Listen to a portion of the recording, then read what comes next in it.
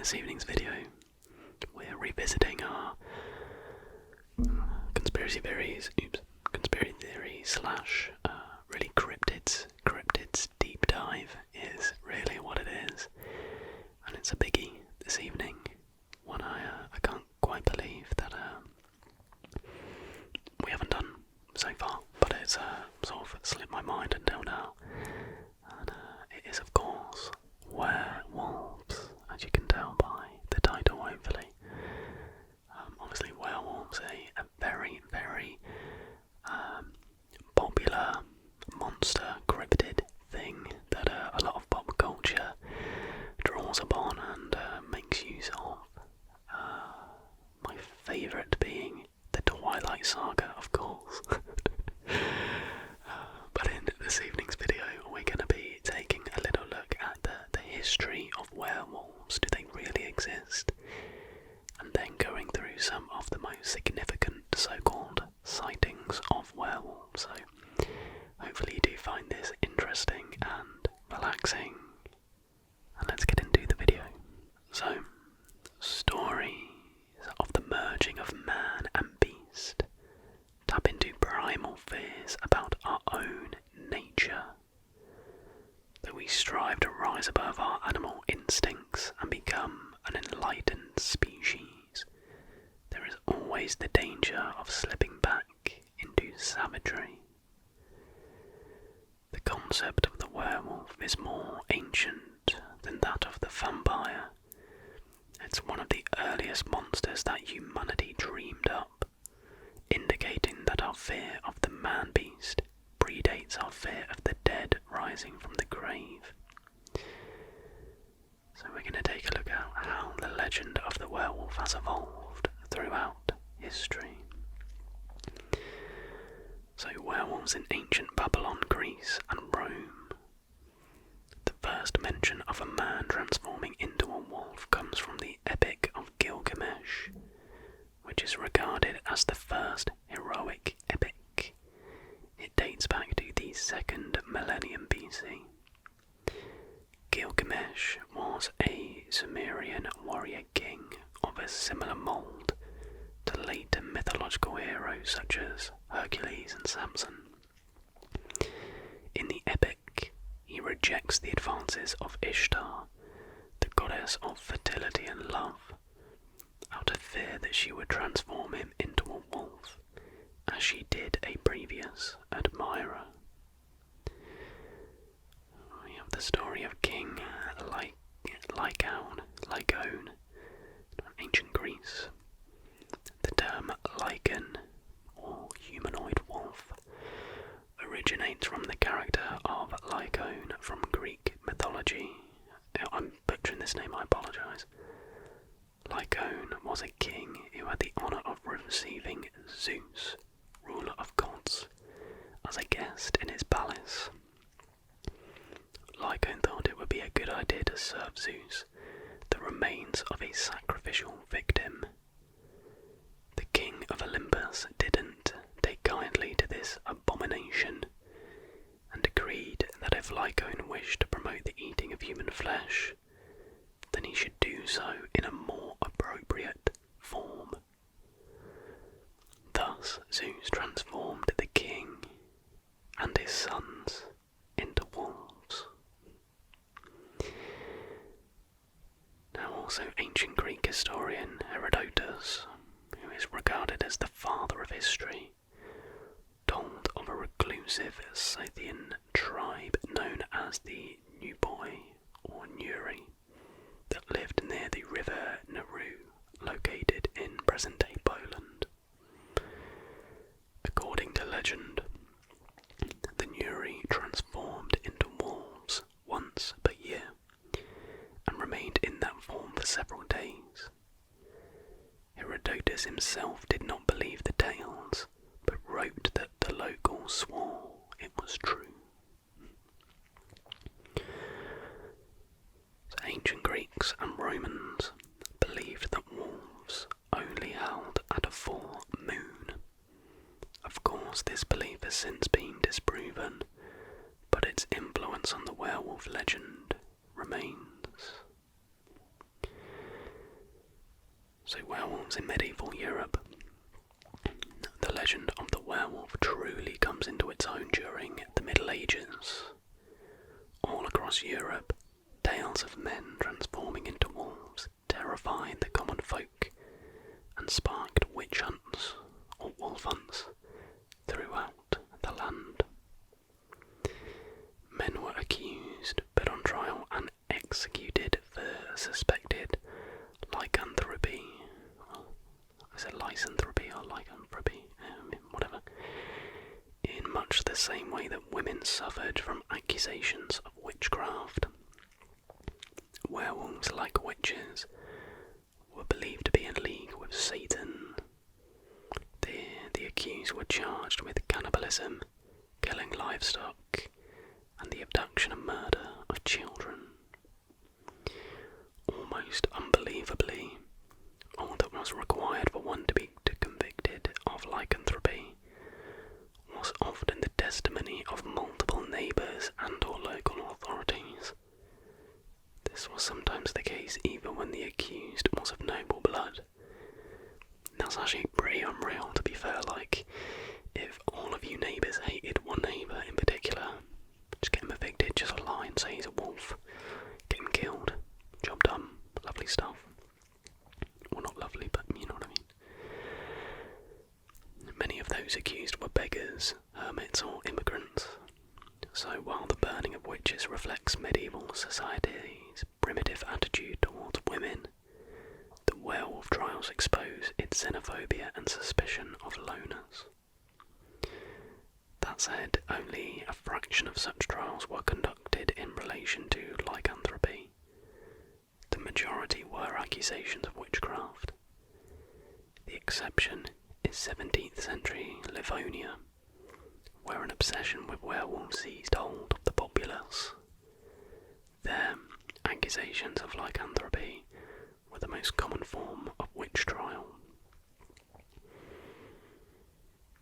So, the most famous case of supposed lycanthropy is that of Peter Stubb, a farmer in 16th century Bedburg, which is a town in Germany. In this case, the accused was indeed guilty of horrific crimes, though his claim that he perpetrated them whilst in the form of a wolf is questionable. The trial occurred after weeks of disappearances and brutal killings, first of cattle and later of village people. And that's not the people who did the YMCA, like people who lived in the nearby village were murdered. The mutilated corpses of livestock were discovered in the fields, sparking fears that the town was being terrorised by a beast from the depths of hell. Then children and young women went missing. Townsfolk believed the murderer walked amongst them as a man by day, but transformed into a savage beast by night. Peter Stubb was a respected member of the community, a wealthy farmer with sons of his own. George Bowles wrote in The Damnable Life and Death of Peter Stubb, and sundry times he would go through the streets of Colin Bedburg in comely habit and very civilly, as one well known to all the inhabitants thereabout, and oftentimes was he saluted of those whose friends and children he had butchered, though nothing suspected for the same. At his trial, Stubb claimed that he could transform into a giant wolf by night, with eyes that sparked like brands of fire. This power was granted him by a magic belt he discovered at the age of 12, so he said, but such a belt was never found. In 1589, he was executed by being strapped to a cartwheel, flayed alive and decapitated. Alright. Bloody brutal. His body was subsequently burnt at the stake. Yeah, that should probably do it. Another well-known story is that of Hans the werewolf, an 18-year-old who was tried and convicted of lycanthropy in the 17th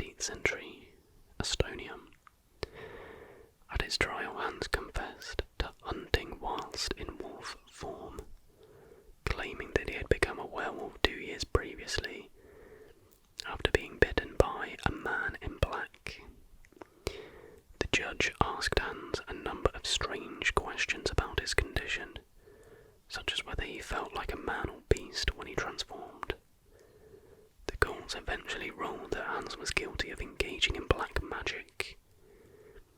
He was executed at the tender age of 18, despite there being no evidence of him committing any murders. It's unclear why Hans did nothing to fight the accusations. Perhaps he feared torture, which he likely would have undergone had he not confessed. Estonia was rife with superstition at the time, and accusations of lycanthropy and witchcraft were very common. So, we now move on to the link between werewolves and vampires. And vampires will most definitely be getting their dedicated video, probably a longer one. So these monsters of legend are commonly associated with each other, and this is not solely a modern trend. The association can be traced at least as far back as Eastern European folklore, where the same word was used to describe both creatures. The words vukodlak, which is Slavic, volkodlak, which is Czech, and vokolslak, which is Serbian, all refer to vampire or werewolf interchangeably. Weirdly, in the first dictionary of the modern Serbian language, which was published in 1818, the words vukodlak, werewolf, and vampire both refer to a man who returns from his grave for purposes of fornicating with his widow. Gosh. Here we have medieval ignorance of illness as the next section. It's possible that people accused of lycanthropy were suffering from legitimate illnesses that medieval superstition mistook for black magic. After all, medieval medicine was not particularly advanced. So rabies has been put forward as a candidate. It is spread through animal bites and causes increased aggression, fever, hallucinations, and adverse reactions to bright light and water. Spanish neurologist Dr. Juan Gomez Alonso posited that the illness inspired vampire legends as well. Various forms of mental illness may have caused the afflicted to believe themselves capable of shapeshifting. Psychiatrists actually have a term for this condition: clinical lycanthropy. The majority of the reported cases are the result of schizophrenia, psychotic depression, or bipolar disorder. So the rich history of the werewolf stretches from ancient Babylon to modern movie screens. All one needs to do is look at human history to see why the idea of men who become beasts has so captured the imagination. So we're now going to have a look at a few of the most famous apparent sightings or evidence of the existence of a werewolf, in addition to, of course, Peter Stubb, which is probably the most well-renowned one. In 1573, we have Gilles Garnier, the werewolf of Dole. So, Gilles Garnier lived outside the French town of Dole and was essentially a hermit. A while after Garnier's residence began, children from the town began to disappear or turn up dead, mutilated and dissected. Local law authorities concluded it must be the work of a werewolf and encouraged the citizenry to be on the lookout for and to hunt the wolf. A group of men from near Dole were doing just that when they spotted what appeared to be a werewolf looming over the body of a child. When they came close enough, they saw it wasn't a wolf. It was the hermit Garnier. Likely after torture, he confessed at his trial, saying he had been visited by a ghost or demon, which had given him an ointment that would turn him into a wolf. He confessed to killing and eating several children who had ventured into the woods, and said he shared the meat with his wife. Garnier was found guilty of witchcraft and lycanthropy and was burned at the stake. We now have Jacques Roulet, 1598, the werewolf of Angers. So, what little information is known about Jacques Roulet comes from an 1865 account from Sabine Baring-Gould. Reportedly in 1598, some men had come upon the mutilated body of a boy in the woods. 2 wolves were spotted tearing at the body, but took off as the men approached. The men pursued the wolves, following their bloody tracks until they lost them. At the same time, the men spotted Roulet, bloody and half-naked, crouching in the woods nearby. Roulet was captured and arrested. He confessed to the murder and said that he had a salve that turned him into a wolf. He further said that the boy wasn't his first such crime, and that he had killed and eaten others.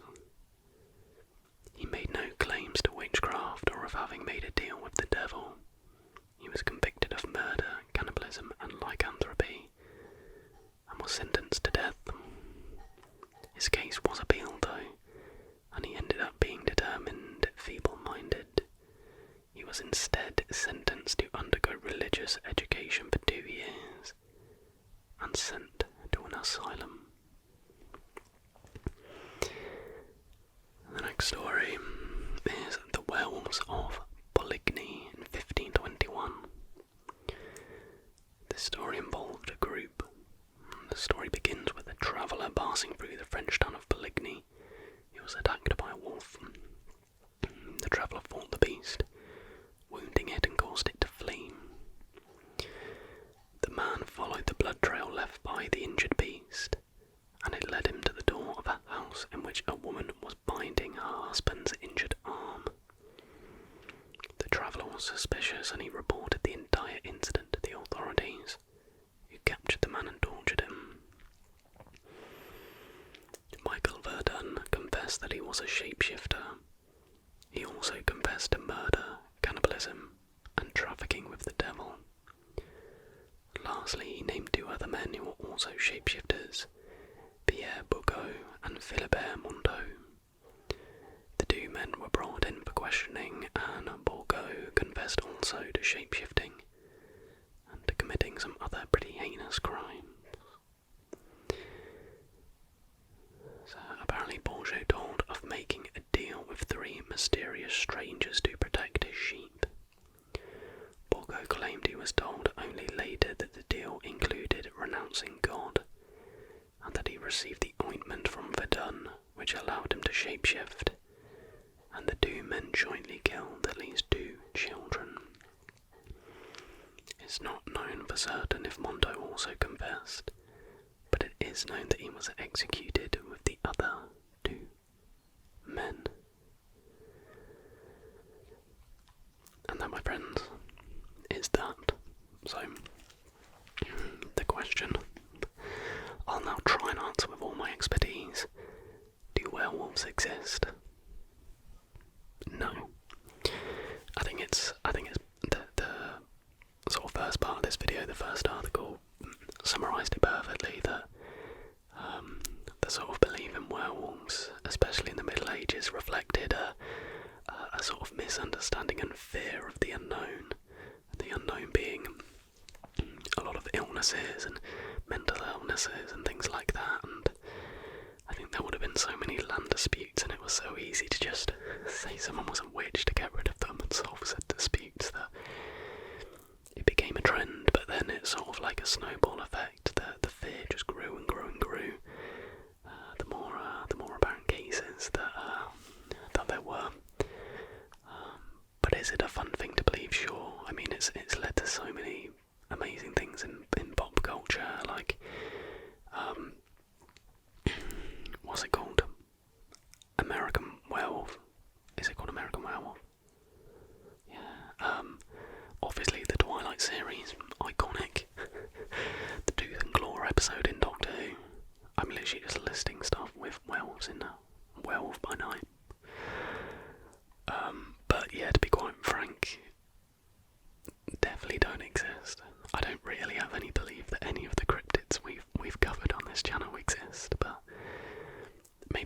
this monster, but that's more just that I want to believe that exists. But let me know, do you believe in werewolves? Are you a werewolf? If you are, leave a comment down below. Would be good to have a little bit of a conversation. I don't know where I'm going with this. I'm gonna sign off. Hopefully you did enjoy this video. As always, hopefully you found it relaxing and informative and entertaining. So if you could leave a like if you're able to, that would be amazing. Subscribe if you're new,